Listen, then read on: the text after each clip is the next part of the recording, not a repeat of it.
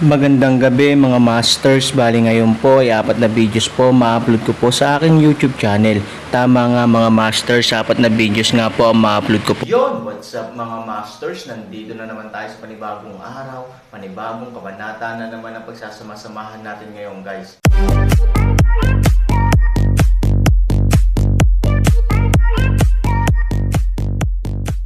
Bali mga masters, kung bago ka pa lang po sa aking YouTube channel, please click the subscribe button, lalong-lalo na po yung notification bell guys, para maging connected pa rin tayo sa isa't isa at maging updated kayo sa mga susunod ko pang video. Bali mga masters, bago natin umpisahan ng kwento ay mag-shoutout po muna tayo para sa mga solid nating tagapakinig. Shoutout kay Danino Wamar, shoutout kay DM3XT. Yun na nga mga masters, no? Bali hindi na ito patagalin. In 3, 2, 1, let's go! Mga master, magbabalik tayo sa pag-upload ng 4 na videos everyday simula ngayon araw. Salamat sa solid na pagsuporta mga master. Si Feileng Sheng ay tumingin sa binata na nagtataka, hindi maintindihan kung saan nanggaling ang kanyang ngiti. Matapos tumigil sa pagtawa, sinabi ng binata kay Feileng Sheng, sino ang nagsabi sa iyo na si Xuan Yuan lang ang may malakas na espiritu sa mundo? Matapos matikman ng mabuti ang mga salitang ito, nanlaki ang mga mata ni Feileng Sheng.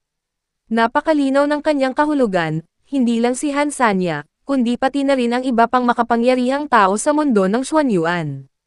At ang lalaking ito, obviously, ay siya. Dahil nakakagawa siya ng mga pangarap, na hindi kayang abutin ng kakayahan ni Feileng Sheng. Sa itaas ng Supreme Master ay ang banal na kaharian. Ikaw, isa ka ring malakas na Diyos. Matapos tapusin ang pangungusap na ito, biglang umiling si Feileng Sheng at sinabing, imposible, imposible, paano magkakaroon ng malakas na espiritu sa mundo ng Xuan Yuan? Bakit sigurado kang wala ka pa? Curious na tanong ng binata. Dahil sapat na ang alam ko tungkol sa mundo ng Xuan Yuan. Sabi ni Feileng Sun, stupid waste, with your ability, paano mo maiintindihan ang Xuan Yuan world? Hindi mo akalain na Xuan Yuan world ang nakikita mo. Ang mga kabataan ay hinamak na sabihin. Tinanong ni Feileng Sheng ang sarili sa unang pagkakataon. Nabuhay siya ng daan-daang taon at nakapunta na siya sa bawat lugar sa mundo ng Xuan Yuan. Kung hindi niya maintindihan ang mundo ng Xuan Yuan, paano niya magagawa? Ikaw ang malakas sa mundo ng Xuan Yuan, pero, bakit kaya mo pa ring manatili sa mundo ng Xuan Yuan? Tanong ni Feileng Sheng, naisip niya na ito ay isang kapintasan ng binata, dahil pagkatapos na maabot ang ekspresyon, ang pintuan ng langit ay magbubukas, na magpapalipad sa kanya sa isa pang mataas na antas ng espasyo, na hindi tinanggihan ng puwersa ng tao.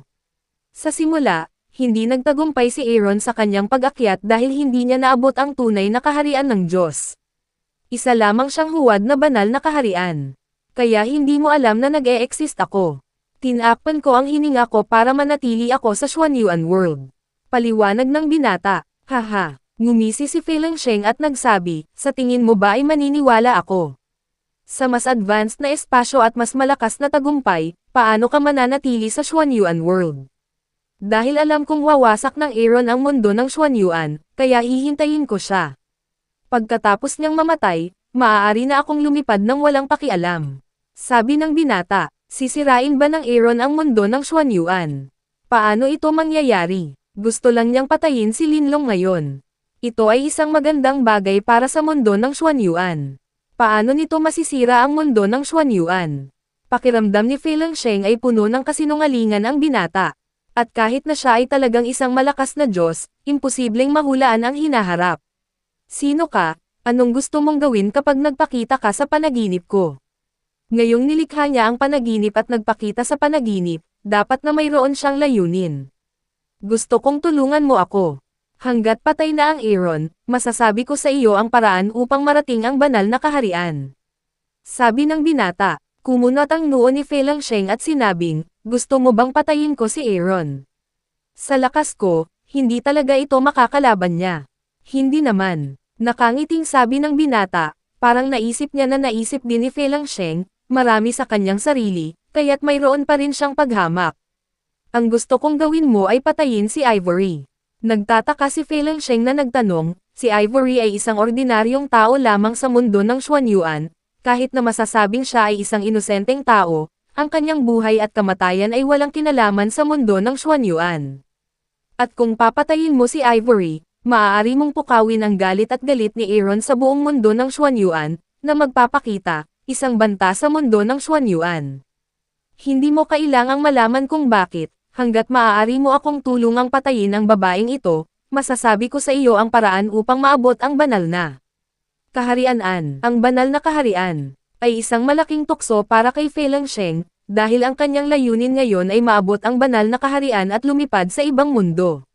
Ngunit, si Ivory ay mas mahalaga sa Aaron kaysa sa mundo. Kung mamatay si Ivory, halos hindi maisip ni Fei Sheng kung ano ang gagawin ng Aaron. At kung siya ang bahala, hindi siya maaaring bitawan ni Aaron, kahit nakatapusan na ng mundo.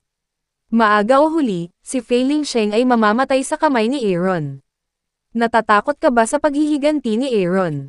Hindi mo na kailangan. Pagkatapos mong patayin si Ivory, babalik ka sa mundo ng Xuanyuan.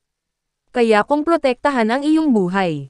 Patuloy ng binata, si Fei Sheng ay hindi pa rin nangangahas na sumang-ayon, dahil ang desisyong ito para sa kanya, ay isang malaking pagbabago sa buhay. Sa isang banda, ang banal na kaharian, sa kabilang banda, ay lubos na nagalit sa malakas na kaharian ng Diyos, mahirap para sa kanya na pumili.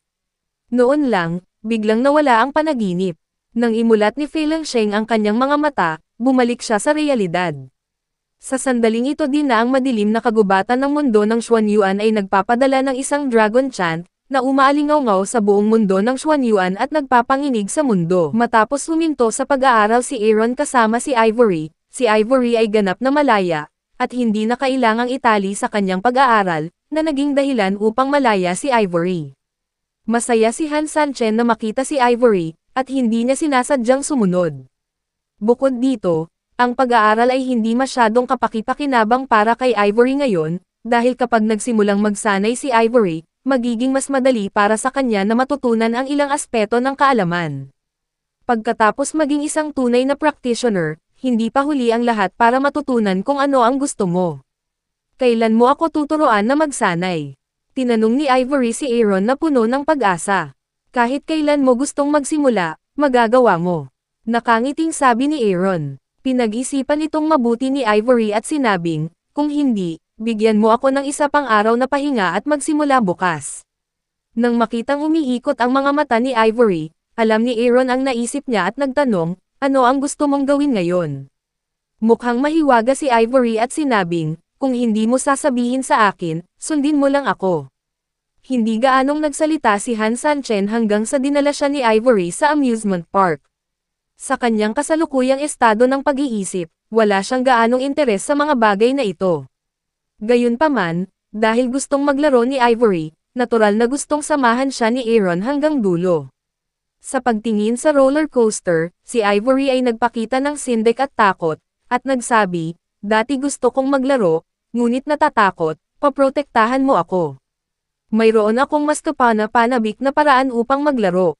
Gusto mo bang subukan? Sinabi ni Aaron na sa kanyang mga mata, ang roller coaster ay hindi kapana-panabik.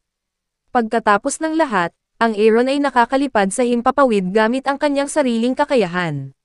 Kung dadalhin niya si Ivory sa langit, hindi ba mas kapana-panabik ito kaysa sa roller coaster? Napakunot ng noo si Ivory at hindi nagtanong kay Aaron kung ano ang tinatawag na mas exciting na paraan ng paglalaro.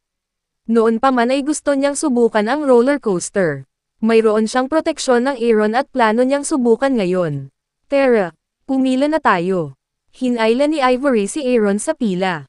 Ang roller coaster, isang uri ng kapana-panabik na proyekto, ay kadalasang napakasikat sa mga amusement park.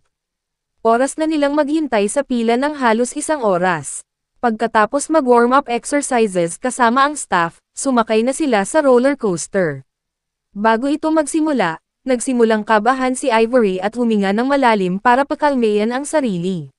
Sa kaibahan, ang mukha ni Aaron ay gaya ng dati, at walang mga alon sa kanyang puso. Kahit na ang roller coaster ay kapana-panabik, ito ay talagang pediatrics para sa Aaron. Hindi ka ba natatakot sa lahat? Naguguluhan si Ivory dahil masyadong matalim ang kaibahan sa pagitan ng kanyang tensyon at katahimikan ni Aaron. Nakalimutan mo na ba kung sino ako? Aaron, ang boring naman. Inilibot ni Ivory ang kanyang mga mata. Pagkaraan ng ilang sandali, bumukas ang roller coaster, at naikuyom ni Ivory ang kanyang mga kamao. Halatang nagsisimula ng mamuti ang mukha niya. Sa katunayan, ang kanyang tapang ay napakaliit, kung ito ay hindi para sa Aaron samahan, Ivory buhay ay hindi maaaring hamanin ito kapana-panabik na bagay. Nakakalungkot lang na ang sense of security na dala ng Aaron ay hindi makapagpapaalas ng takot kay Ivory. Nang umakyat ang roller coaster at umabot sa unang dive slope, ipinikit ni Ivory ang kanyang mga mata. Lalong kinakabahan ang hiyaw sa tenga niya. Aaron ay walang malasakit upang tamasahin ang mga kalapit na tanawin, biglang sa karamihan ng tao. Aaron natagpuan ang isang tao na kapako sa kanyang sarili, kapag siya ay tumingin sa pamamagitan ng pakiramdam, ngunit hindi mahanap ang anumang target, na ginawa Aaron pakiramdam napakakaiba.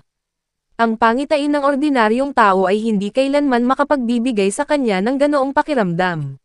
Ngayon, sakop ng sino man ang practitioner, biglang nagsimula ang pagsisad sa roller coaster, at ang hiyawan ay naging mas matindi.